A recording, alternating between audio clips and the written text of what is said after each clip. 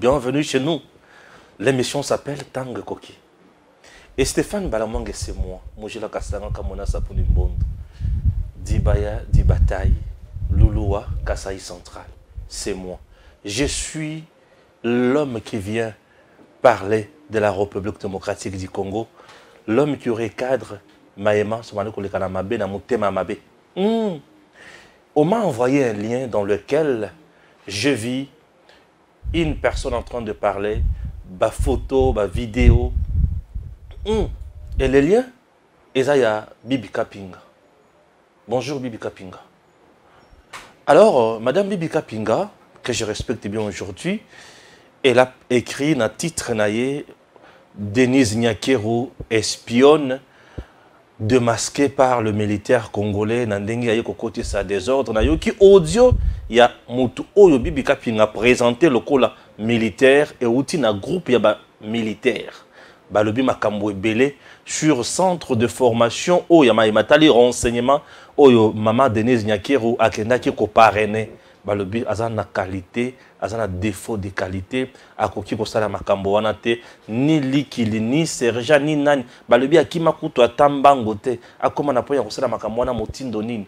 Oyo makambo ya régime ya Félix Tshisekedi to komona n'importe quoi et c'est comme ça. Ndenge Madame Bibi Kapinga bazolo balakati ya vidéo wana. Et en plus de cela baba kisili susuke Madame Olive Madame Denise Nyakeru akangi. C'est ça qui est moko ministère de la Défense, le ministère de l'Hydrocarbures. Dans la vidéo, regardez bien sur la chaîne de Madame Bibi Kapinga, ma mission TV, vous verrez ça. On m'a envoyé les liens depuis hier soir, oui, et j'ai commencé à vérifier, Namoni et Nalandi Yango. Je ne peux pas nier, moi, j'ai suivi ça chez Bibi Kapinga.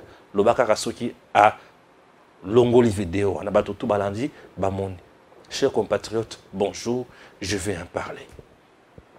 En dehors de cela, chers Congolais, vous devez retenir que quand on a Bozindo, il y a un message diabolique où ils ont déjà à l'encontre du président Tshisekedi. Ok, au Bazolo Baké, est-ce qu'ils allaient obligatoire moto à la caca deuxième mandat? Oui, c'est ce qu'on dit. Est-ce qu'ils ont obligatoire moto à la caca deuxième mandat? Défection au sein de FRDC, quelques militaires au bazo kota et pas ya bapaya. Et pas ya bapayango, bayini bando ki bato bayi pour na bomambo kanabiso. Est-ce qu'il ne faut pas en parler? Non, il faut en parler. Mais je vous prie, vous êtes là pour la première fois, commencez par vous abonner. Appuyez là où c'est écrit abonner, s'abonner bien sûr, et cherchez également la cloche pour recevoir les notifications de nos publications. Nous sommes Edem TV officiel, machine qui produit des émissions tous les jours à temps réel et à tout moment. Plusieurs invités défilent sur ce plateau de Stéphane Balamangue. Alors, chers compatriotes, abonnez-vous. Nous sommes déjà à 79 ou 80 000 déjà abonnés, mais mon souci est comme à 100 000. Ceux qui ont commis 100 000, je ne vous demanderai plus de vous abonner. Anna, mon souci, on a pour ça s'abonner librement, volonté naïe. Mais souci, on a tout à la 100 000 libo kiwana pour te banini yakosala. Beaucoup de gens m'ont apprécié, félicité pour une émission dans le Belaki Makamboya Sesak concernant la chaîne rwandaise au Bakati. Ils appellent un réseau de communication où il faut tout le Belali sous réseau de communication où il faut tout le Belali sous. C'est très important pour ces réseaux-là. Réseau ya ba Rwandais wana bato ba ibisinga ezana Congo. Tokolo belango. Chers compatriotes, une fois de plus, bonjour et bienvenue dans votre émission Tangue Koki. Stéphane Balamangue est votre humble serviteur, l'homme qui fait réfléchir sa tête avec un cœur plein ou rempli du patriotisme. Je vous dis, nous avons un partenaire qui s'appelle Datacall. Prière de faire confiance à ses partenaires. Il va vous assister sur le plan électoral, c'est-à-dire il va vous guider comment mettre en place un projet qui sera consommé par les électeurs, comment avoir aussi, comment faire un bon choix sur de bons dirigeants ou de bons candidats qui seront nos dirigeants demain, qui auront bien sûr dans leurs mains notre destinée. Alors, qu'est-ce qu'il faudrait faire? Datacall va vous aider. Prière des... Vous avez envie de gagner les élections de votre circonscription? Datacall a la solution. Si vous écoutez ce message, vous êtes sur la première marche qui mène à la victoire. Cela vous semble impossible de gagner les élections de votre circonscription facilement, intelligemment et à moindre coût? C'est que vous ne connaissez pas encore Datacall. Soyez novateur en politique et utilisez les services Datacall. Ce service est la solution idéale pour tous les politiciens, tous les indépendants ou encore toute personne soumise à la diaspora qui souhaite s'impliquer dans une campagne politique qui gagne. Grâce à notre cloud, vous pouvez facilement rassembler autour de vous des partenaires et des agents qui trouveront vos électeurs. Plus besoin de clés USB ou de fardes de stockage pour vos membres. Chaque électeur aura une place dans le cloud et vous pourrez les contacter à tout moment. Cette technique permet de garantir vos voix lors des prochaines élections. Vous êtes électeur? Soyez vigilant et vérifiez la transparence de votre candidat. Chaque candidat crédible se trouve sur Datacall. Si votre candidat ne s'y retrouve pas, il ne sera pas joignable et vous ne pourrez pas lui faire part de vos besoins. Il est donc inutile de voter pour lui. Vous êtes entrepreneur? Rejoignez l'équipe en devenant consultant de politiciens pour la campagne électorale. Non seulement vous aiderez une personne qui veut faire bouger sa région, mais vous pourrez également gagner de l'argent. N'attendez plus, créez un compte Datacall et soyez le plus tendance des politiciens. Des milliers d'électeurs vous observent à travers Datacall. N'hésitez pas à créer votre compte sur www.datacall.com. N'hésitez pas à créer votre compte sur www.datacall.com. Merci, cher Datacall. Chers compatriotes, nous sommes déjà là de retour sur ce plateau pour vous parler de la République démocratique du Congo. Ouais. Maman Denise Nyakero, on l'appelle espionne. Et pas Bibi Kapingana Batunyonso. Régime Tshisekedi. D'abord, le problème, c'est lequel? Et je vais vous demander, avant la quota, l'analyse comme d'habitude, vous allez comprendre. Là, nous avons Madame Denise Nyakero, Akewapi. Elle est devant officier bien sûr supérieur, il y a armée, avec ma garde naïe, Ake Kosalani Bisikazawana, Ake dans le centre de formation, il y a renseignement militaire. Centre de formation, il y a renseignement militaire. Là, les militaires sont là. Alors, c'était le 3 février 2023. Bien sûr, le 3 février de cette année.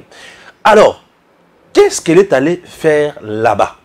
Maman Denise Nyakero, bengissier, pessier invitation, sollicité comme nane marraine à Kendeko. Parrainé et l'autre autobengi activité, il y a remise de brevets aux lauréats. Remise de brevets aux lauréats.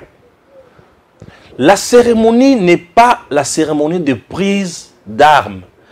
La cérémonie est la remise de brevets aux lauréats. Ok? Remise de brevets aux lauréats. Lauréat banane, il y avait une affaire de 185 militaires, policiers militaires.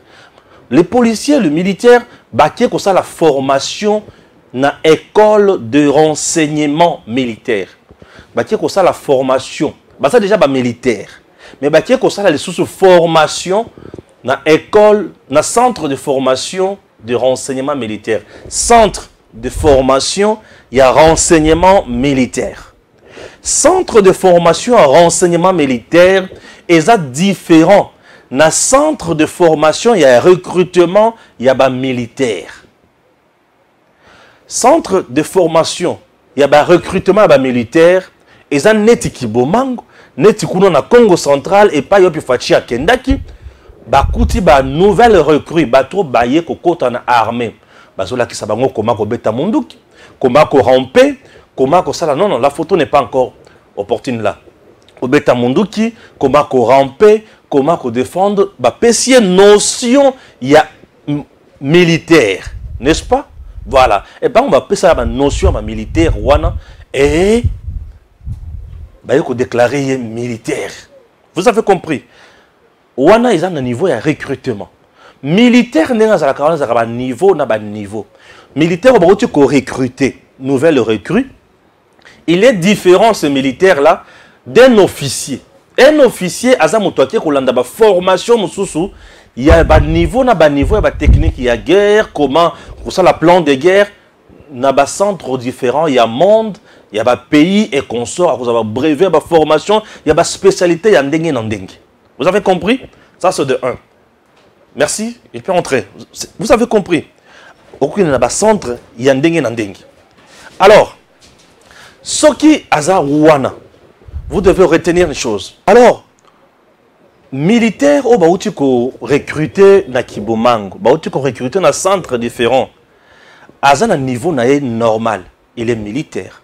Mais na armée, tout ça na niveau na niveau. Tout ça na instructeur bazali na armée wana. Tout ça na soldat ya mulungo. Tout ça na soldat bazosala bazana administration. Tout ça pe na soldat bazana na théâtre, dans le théâtre des opérations. Nous avons des soldats où il y a niveau na niveau. Alors, dans le centre de formation, il y a des renseignements militaires. Et ça, c'est militaire déjà.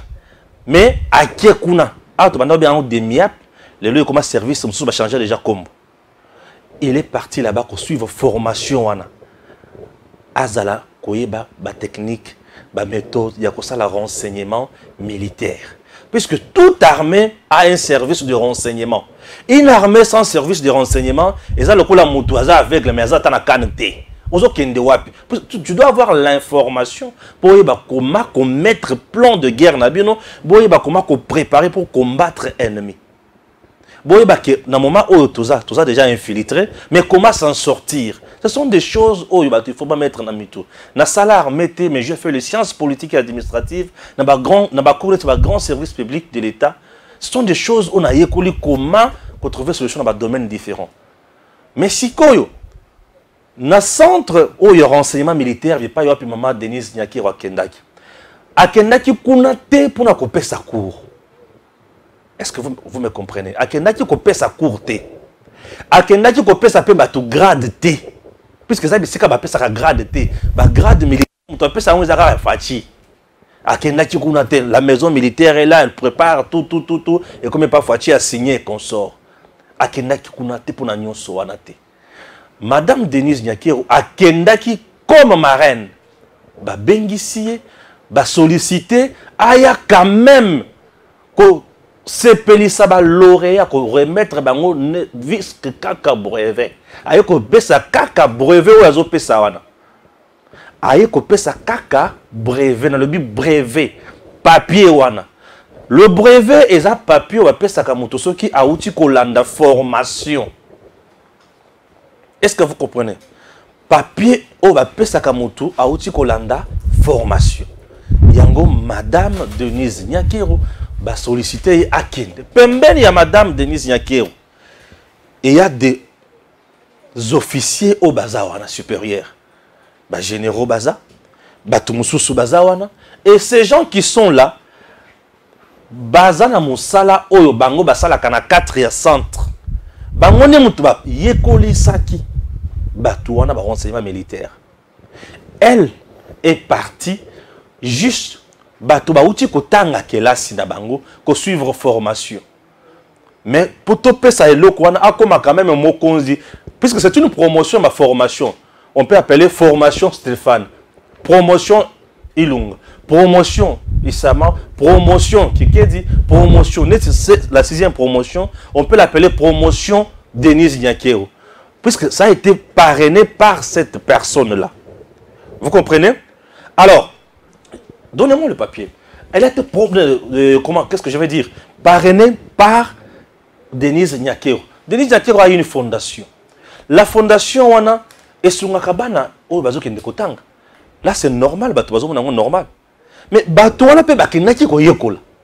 Mais lokola pe fondation na itara avec makambo ya bato ba yekola. Ba bengi si le mama e yaka osunga et puis ça quand même honneur.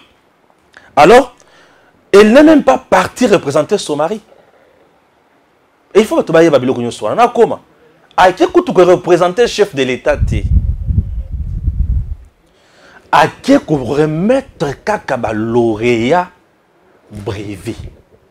Dans ce cas, il faut comprendre que brevet. Comme marraine, c'est tout simplement ça.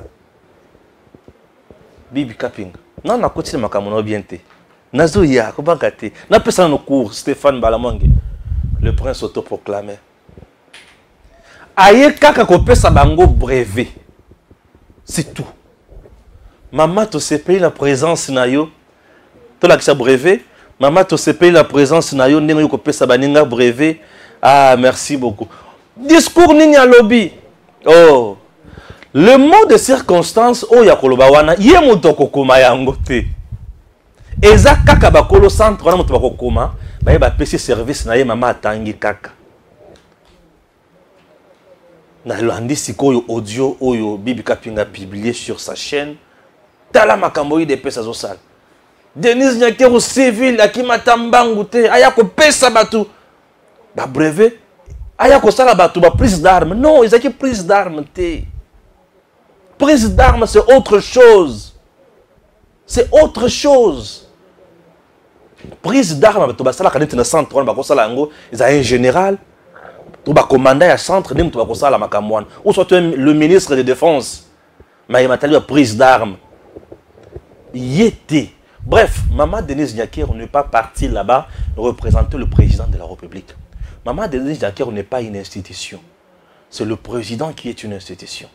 Maman Denise Nyakero va bengi sakiye akende ko marraine kaka elokwana lokola marraine ayeko sunga non bozwa na sepeli na musala bosali a félicitations ngai pe na kokende ko sala plaidoyer et elle peut aussi faire plaidoyer comme aussi congolaise.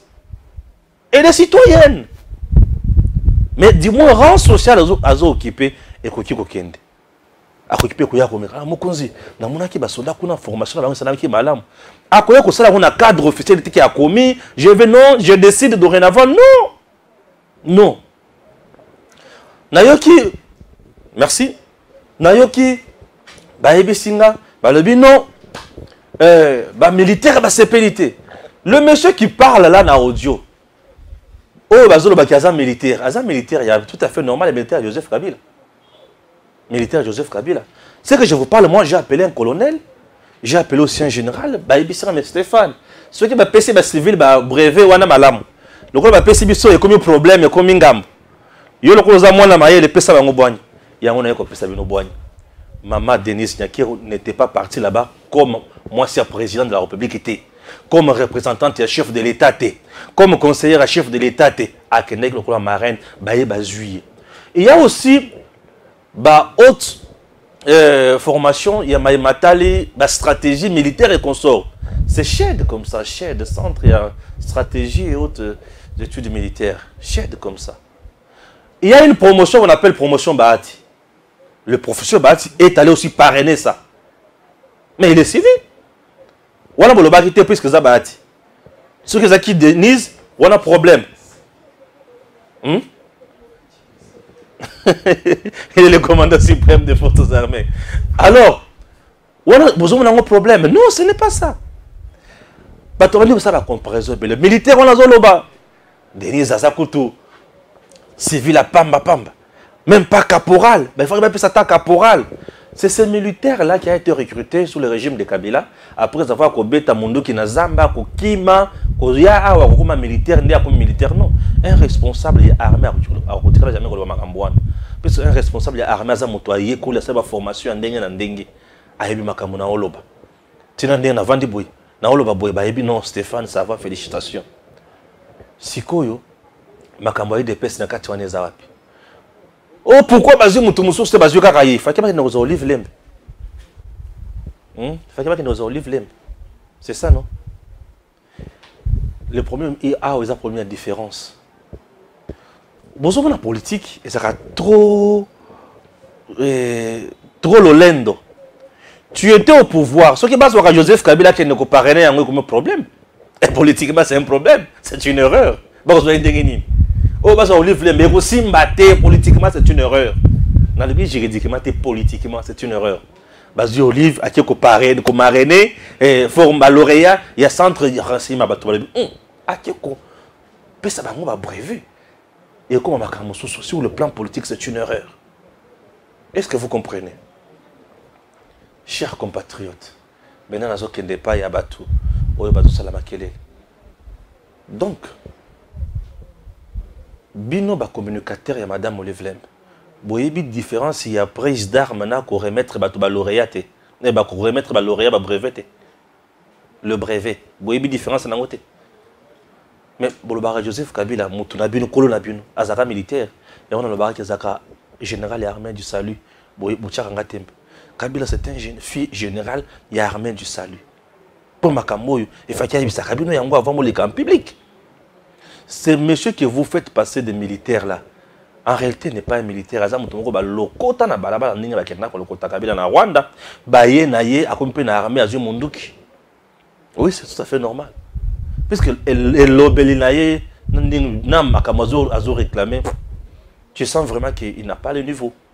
Il n'a pas le niveau. Raison pour laquelle j'ai quand même le courage, il y a comme on a qui. Soldats ou recrutés, on attend à Tshisekedi. Vous allez quand même na bongo. Tala siko yo maye, bisika okotikala komona maman Denise akende kosala. Bozo on est na centre bi pai wapi bazo recruter ba militaire. Nanya kindaki kuna.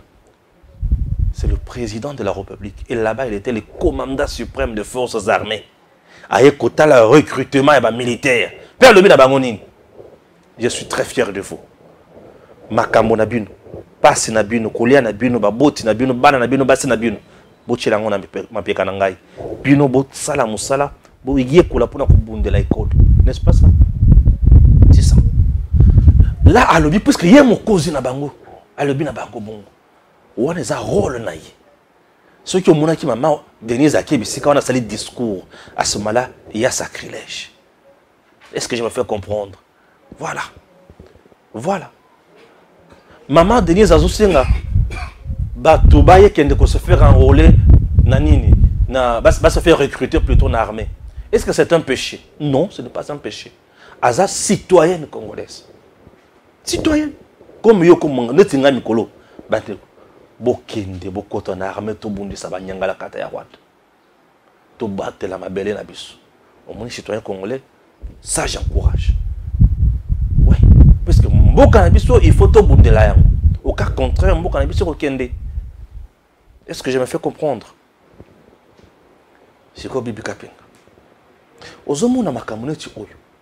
Eza makambo ya bato oyo bazwa ki tant ebele ya kosala n'importe quoi, azo sala ba reportage ya balabala, azo kutana kana bato bobeta ki musique makasi hein, o lebi ni pona ndule wana. C'est facile. Un journaliste professionnel na domaine oyo yebité yambo ochalo manzaka na yo, tu dois te renseigner auprès ya ba spécialiste ya domaine wana ou soit ya ba expert. C'est-à-dire ba spécialiste za bato ba yebi méthode na technique ya domaine wana. Les experts sont des gens qui maîtrisent les questions de fond ou le pratiquant. Non, Stéphane, prise d'armes, la remise de brevet au lauréat, c'est des choses. Makambo prise d'armes au commun civil à Koyate. Mais makambo ya ko remettre ba lauréat ba brevet, c'est normal. Et ça que là c'est ba to ba yekoye kola. Azalambi te ba kozwa kaka moto oyo azana moi rang moko boye na kati ya pouvoir oyo zo sepelisa. Ba baptiser mbala moko promotion na kombo na ye. C'est normal. Oh ba photo de Michelle Obama.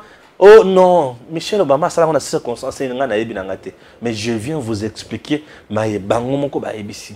Donc le militaire qui est en train de criailler, de faire du bruit, nakati ya ba réseaux sociaux, nakati ya chaîne ya Bibi Kapinga. Désolé. Avant bolanda ba chaîne il faut boyo ba kamaye les autres ndengeni les autres wapi. Bibi Kapinga fait montre il y a haine non. Bibi Kapinga a la kisikaka ignorance seulement. Ignorance d'un côté, de l'autre côté haine pezali. Haine na cadre ya à Luki Kaka pour ko bébi sa réputation ya maman Denise et le quoi liboso et le quoi mi c'est un laboratoire de Kingakati. Maintenant je pose encore d'autres questions. Qu'est-ce qui prouve que ce monsieur qui parle dans cet audio est militaire?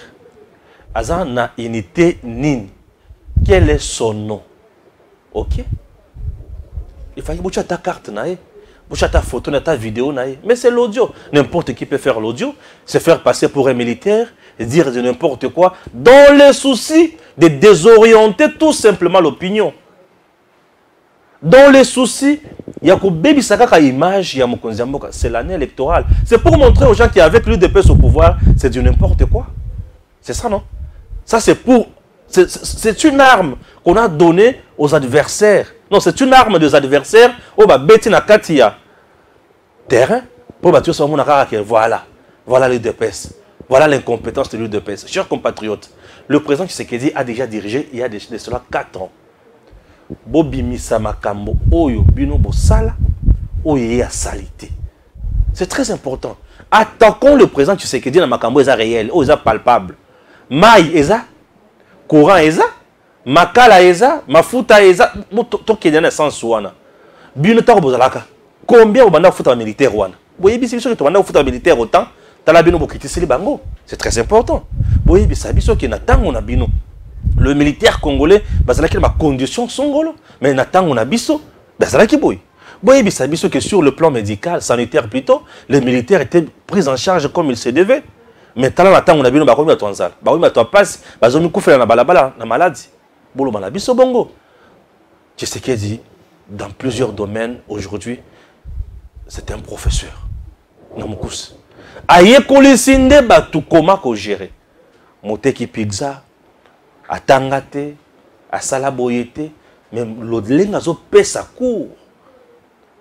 5 ans ya mandat ne ko quitter peut perdre Koufi.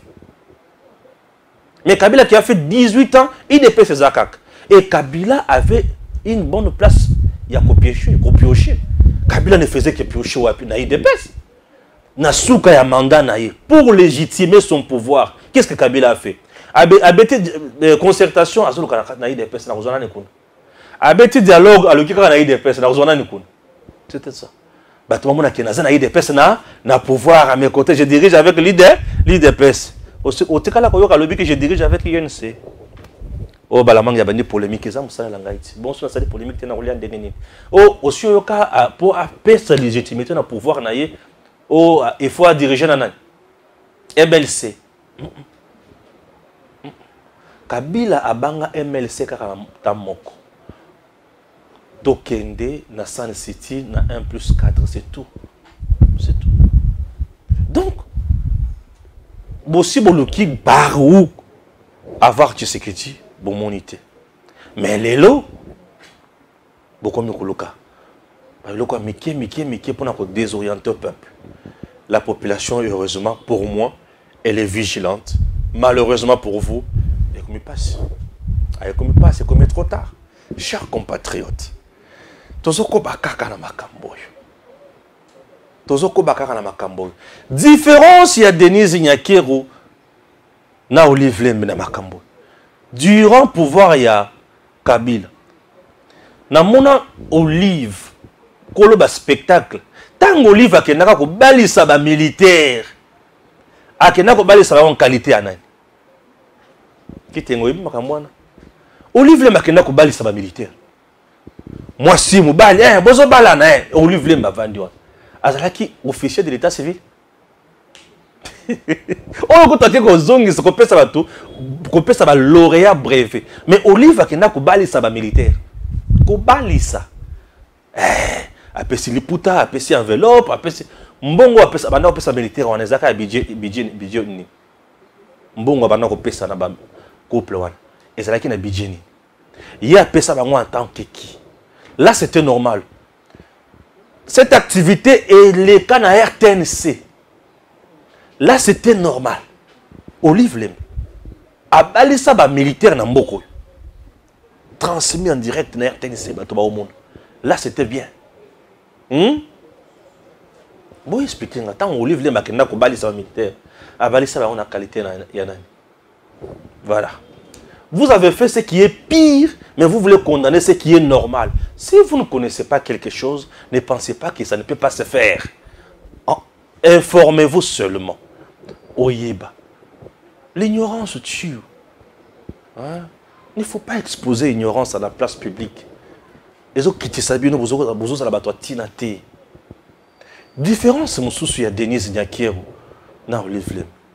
Tant Denise bazo benga époque ne ko marraine makamneti ya makambo ya minen azala marraine ya ba promotion ba militaire makambo bien boye wana ka Denise Olive ya jiba comédien ajiba musicien pardon ya ba musicien na yo le balaka mabe pardon ya ba musicien za na photo moko ya ba musicien za na photo moko na innocent te c'est là pardon nzamba pardon bo pesa na mai loko ezonga bo pesa na mai.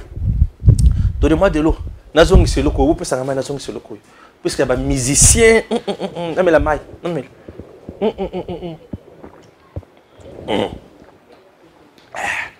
Hein? Oh, il faut que nazong ça. Ils ont ya kaka, il y a des musiciens.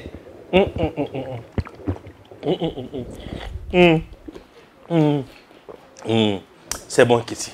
Kitty. Il y a innocent. Oh, il y a innocent. Balou maintenant. Na Olive Lembo ya photo wana. Pardon. Oh, parce que va les zoomer pâté par nos ongles, nos ongles.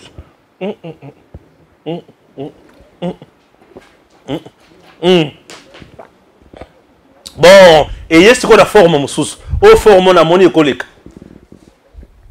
Olive Lembo na ba musicien. Normal. Na ba journaliste normal. Ba qui na Dubaï normal. Ils ont dépendre de Makambo, na Makambo, mon toit au sale. Denise Nyakeo est dans ce qui est utile pour la nation. Mais Madame Olive a une distraction. Petit comme toi, ça, c'est fini. Eh bon, merci. Le comme abbé saison. Ok. Donc là, le comme abbé saison. Ah, le coup ce qui est bimaka. Plainte malamoko. Eh, loko soki bimaka plainte balaboko. C'est bon, c'est bon, c'est bon. On a zongi siango. Heureusement maizalaki. Si noté loko soki bimaka plainte malamoko. Plainte malamoko. Voilà. Et le comme sous. Na loué ce que ma maman Denise, ba centre, ba photo. Bon, na souka ba saki na quand même photo non. Là qui ça va na photo ba to bazwaki. Voilà, photo Yangoana.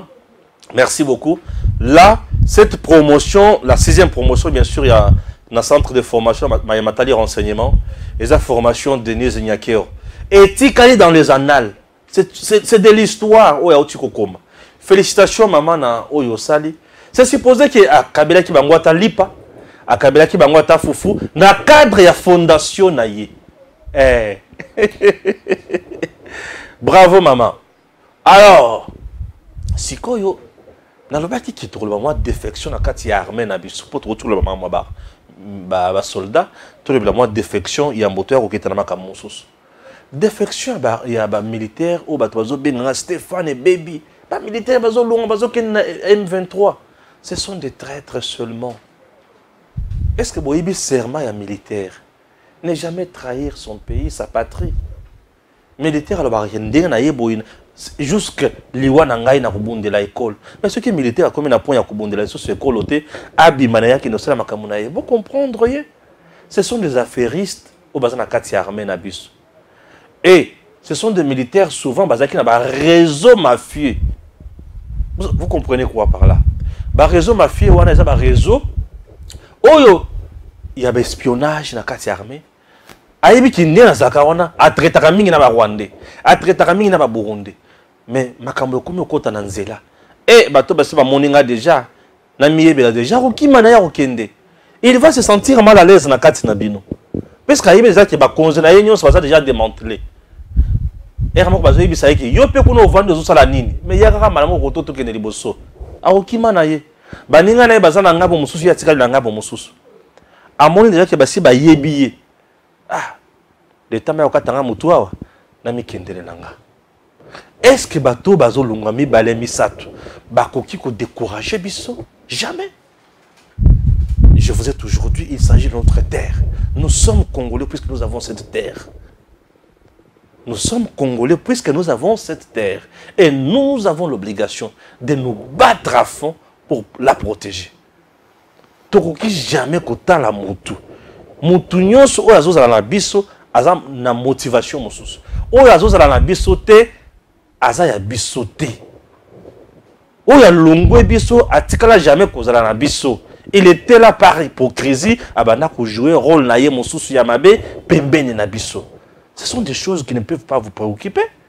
Chers compatriotes, gardez silence et la foi en Dieu. Croyons dans le régime en place. Et pour changer ma camp. C'est un régime qui n'est pas là pour la bouzoba. Côté Congo, non. Et c'est un régime où il faut changer Congo. J'espère que j'ai répondu.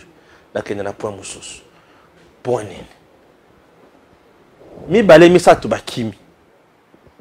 Plus de 30 000 bakoti. La RDC a perdu ou elle a gagné. Mais comment? Malamu ba traître bakim, to tika na ba vrai patriote pour tout ça la musala. Puisque militaire aza mutu o azo sala échange boy. Azu bomo inaye. Akabi yango pour na paix na intégrité territoriale. C'est celui-là qu'on appelle militaire. Bozomona.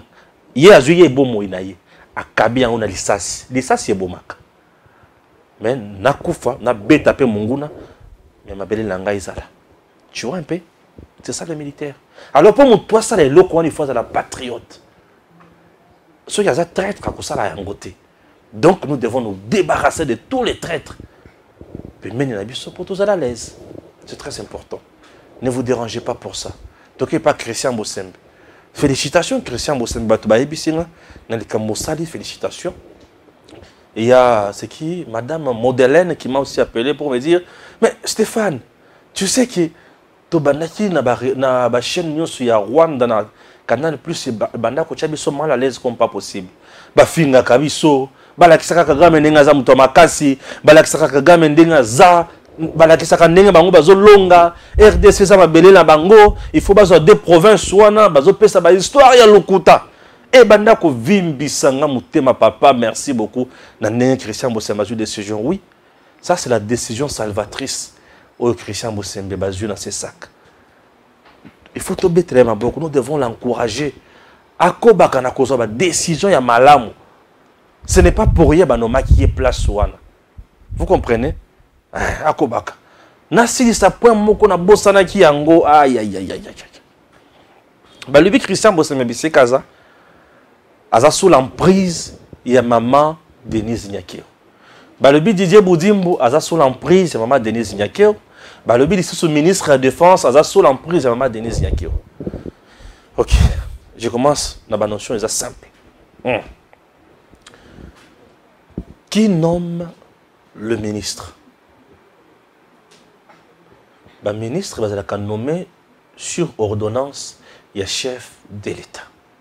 Ok? Merci. Qui nomme le membre du CESAC? Le membre du CESAC, d'abord, on a des composantes différentes. Présidence, Azarana Moutunaye, journaliste, Azarana Moutuna Bango, corporation, il y a des avocats, Azarana Moutuna Bango, société civile, Azarana Moutuna Bango, et nous sommes membres, il y a CESAC. Pour être membre de CESAC, il faut la nommer dans l'ordonnance du chef de l'État. Ok?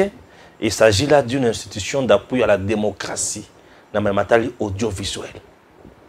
Merci. Le CESAC, à son tour, le membre du CESAC à leur tour, pour mettre en place comité na bango. Bango moko mutu bakopona siko oyo la président na bango. Baponi. Ainsi de suite. Ça, c'est d'un côté. De l'autre côté, le CESAC a fonctionné quand la décision du président est mon côté. Assemblée plénière va décider, va voter, décision est bien. C'est comme ça. Christian Bossembe, au Bazolo Baké, c'est Madame Denise Nyakero pour autorité sur Christian Bossembe. Est-ce que vous que Madame Denise Nyakero a signé ordonnance à nommer Christian Bossembe? Ou c'est le président de la République? Oh, moi, cher président, chers compatriotes, une notion simple. Oh, il y a une notion, il y a une amitié, il y a une amitié. Oh, bah, toi, mais ça n'a pas bête musique, bah, yo, bah, bête musique. Oh, bah, toi, mais ça n'a pas boulis, ça, ce qui est boulis, ça n'est gagné, bah, qui n'est pas boulis, hein? Bah, 207 na yo, et boulis, c'est tout à fait normal. Il y a un bon, on a un yo, mais na makabo, bah, toi, maïe, le boy, t'as pas ma pambate, puisque na rosal. Écoutez, pouvoir, oh, bozo, pouvoir. Et ça, le loco est belé. Dans notre pays, pour nous comme ministre, et ça a été le loco na balabala, qui t'engageait jouer le ministre, non. Bah, comme un ministre dans ce pays, il faut que vous ayez un parti politique. Il faut que vous ayez une composante de parti politique. Que vous ayez un parti politique. Et le Bosso. Et le comme il ou soit dans la société civile, ce qui est ennemi. Et le comme ça tout. Ceux qui ont acquis Moutoumoko, de confiance, il y a moto à Zamukonzi Mboka. Trois niveaux. Premier niveau, parti politique, ceux qui sont des députés et belé. Tous les députés moins d'âme. Et composé majorité parlementaire. Et au sein de cette majorité, on va nommer Batou. Où est le problème? Où est le problème? Ce qui Christian Boussembazaki a entraîné dans la présidence et a joué dans la quota de la présidence. Chers compatriotes, c'est un péché? Non! En politique, nous avons ce que nous appelons le parrainage. Ce que ça va parrainer à un niveau de la présidence, bakocha yé, bakoya kozoko qu'on a binuté. Joël Lacosi. Bakocha yé, bakoya kozwa qu'on a binuté. Ça sont des choses où on a dans la science politique. C'est tout à fait normal. Les gens qui sont ceux qui n'ont balabala, sont tous bagal. Ah oui, maman yote. Bakocha yote, bakocha yé. Moutoum to zana ba parrain na ye. Politique ça monde au basa ka ngulu boite qui te parrain en politique. Non n'y para plus na yo. Kabila kuta va comme président ba Louis Michel ba juillet. Ba commissaire président. Ba parrain na ye bango wana. C'est comme ça s'est fait. Je me fais comprendre. Ce n'est pas un péché puisque y a outi na kota wana.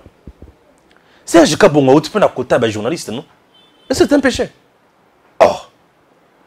Toloba musala. Toloba musala. Oyo bachie kuna wana. Bon, aouti na côté maman Denise, c'est bien nemboli bolobi wana. Il ne mérite pas. Ba décision sur ça eza yangote. Oh, Didier Boudimbo. Oh là, oh là, oh là. Didier Boudimbo fait partie na balia de peste. C'est ce que vous oubliez. Ceux qui ont une relation à niveau de présidence, Etalingato, Etalio. Yo peut luka ya yoti. Obe eza politique. Yo ka décider. C'est politique. Au ministère de la Défense, il y a des décidé qu'on a bon. Tu as des preuves. Oh, Azan de Gonaye, oh là, oh là, oh là. Oh, Azan papa l'être Kinaye, papa Koulou Tunaye. C'est mauvais. En tout cas, c'est mauvais. Oh, Zoé, où il y a un bon bolo dans notre maloba kiteng. Et bon bolo ya Zoé, oui. Et bon bolo ya Zoé, oui. Bon, nous sommes en Mboka, oui. Tant que ça n'a pas na makambo etali ba passeport na cha yokuna ndeko na été hein ndeko na été tant que j'en ai tazo zambongo ya marché de la liberté wana na cha yokuna les apôtres ndeko na za yokuna te. Vous pensez quoi? Vous voulez nous donner de nouvelles notions à makambo politique? Na bolélité na bolélité on a assisté à makambo kuti ça horrible dans ce pays. Horrible dans ce pays. Mais Bolobela Yangote. Et aujourd'hui, vous voulez nous parler de Makamoko Zatinate. Zoé qui a presque des biens partout. Oui, mais c'est un commerce, il y a ça là. La taxe, il y a impôt, il y a foutu dans Mboka. Il y a Zombon, wapi, comme patron, comme patron dans Mboka. À Zombon, wapi. Il fut député national ici. Je ne sais pas ce que Azati le député national. Il est toujours député national. Quel jour on a Zoé à tomber Moussapi Boye? Il y a un qui est dans la perchoir, qui est le bani. Voilà que tu as Safata à quoi qu'il y a un ta Safa Kolob. Ata Oya Biseka Seka Oyo, à quoi il y a un Takolob. Aussi, on a Zoé Kabila qui est dans la perchoir. Il est là. À Vimbani. À Vimbani, il y a un charisme. Aïe, bien le côté. Dans mon cous. À qui est le bani? Là, c'était normal. Vous avez mon tour, là c'est normal. Là c'est normal. Ah, c'est quoi ça? À chacun son tour chez le coiffeur.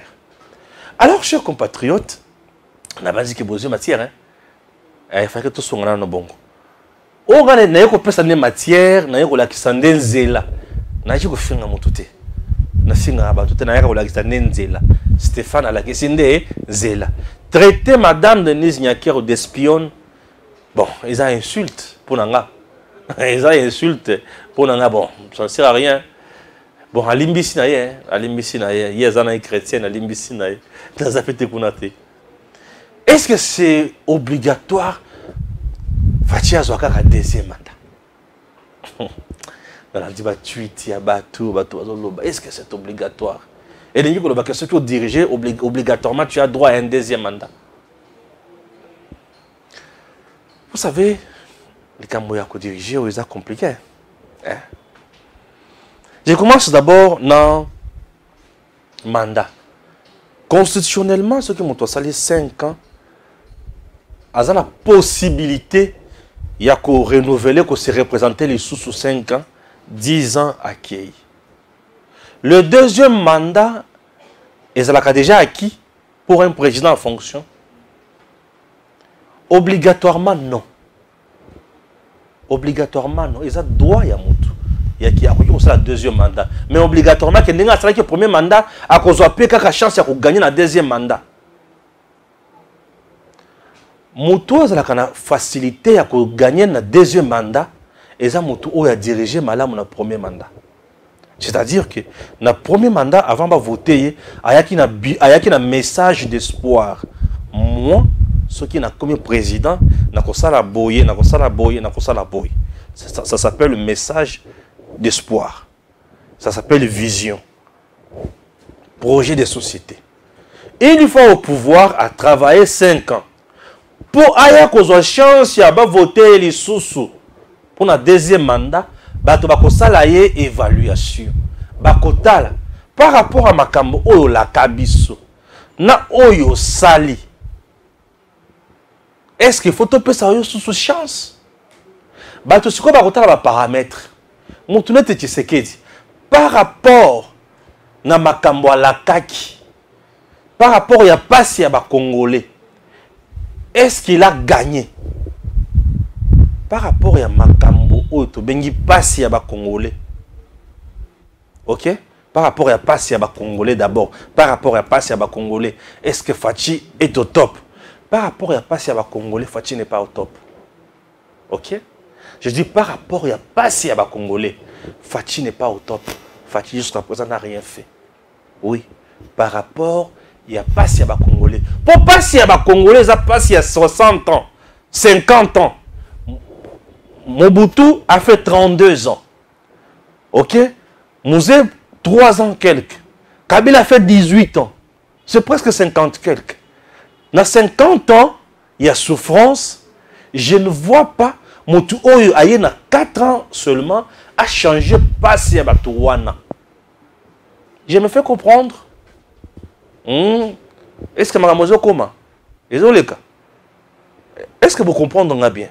Par rapport à 50 ans, Batouana a passé pendant 50 ans. Yo, il y a 4 ans aussi, ça passe sur Wana. Impossible. Impossible. Oui. Maintenant, par rapport, il y a 4 ans où Fati a sali. Où il y a sali pour Namboka. Très bien. Ouais. Puisque, Nathan Naye où il y a sali nini. Banzela Tongi, Bopito a Tongi, ba université a Zotonga. Oui, Azotonga. 18 ans à Kabila, Batikala Kotonga Université à mon côté dans le Congo, il y a l'État. 18 ans à Kabila. Université à mon côté. Mais 4 ans, Fatih Azotonga, pour 4 à 5 universités déjà. Les universités modernes.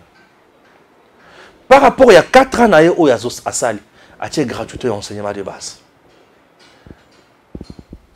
4 ans, il y a Tongili, soldats congolais, Bopito, Abongisi, Bango Bakan, Mambong na Bango.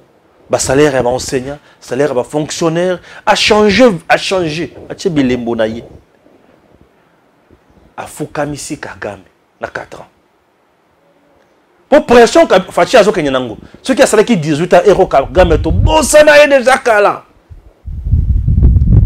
Option Zaka Nibale. Ceux qui t'ont raté Kagame sur le terrain, option à ceux qui ont raté Bomara Kagame Yemoko. C'est tout. Qui t'en aussi. Option encore. Oui, il y a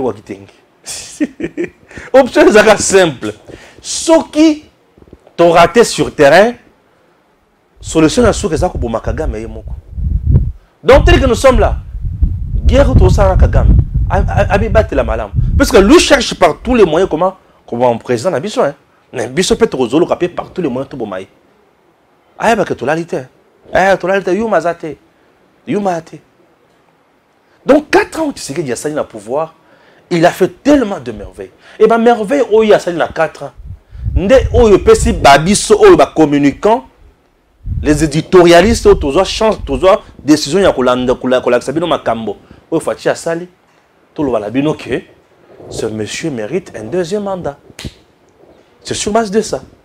Puisqu'on a 4 ans, il y a Sali. Réserve stratégique en banque, plus de 5 milliards. Il y a 18 ans à Tika, 800 millions.